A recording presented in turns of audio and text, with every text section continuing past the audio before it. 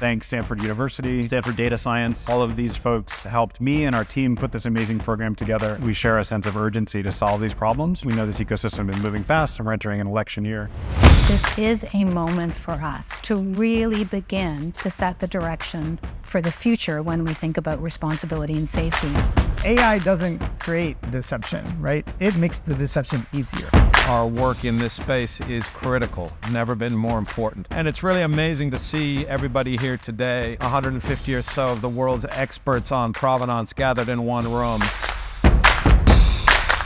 We are entering that time where we are passing through the uncanny valley, and our ability to distinguish the difference between real and fake is quickly vanishing. That means we need lots and lots of different approaches to detect manipulated media.